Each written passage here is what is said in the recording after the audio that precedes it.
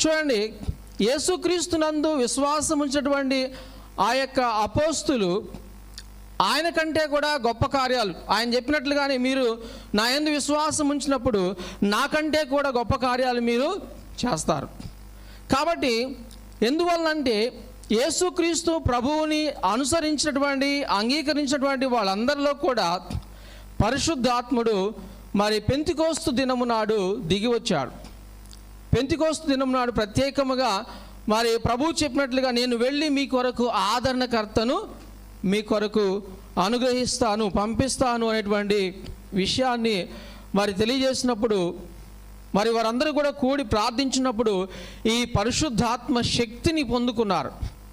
Already మన అందరిలో కూడా ఈ యొక్క పరిశుద్ధాత్మ అనేటువంటిది ఎప్పుడైతే మనము దేవుని యందు విశ్వాసం ఉంచామో ఈ పరిశుద్ధాత్ముడు మనలోనికి వచ్చి ఉన్నాడు.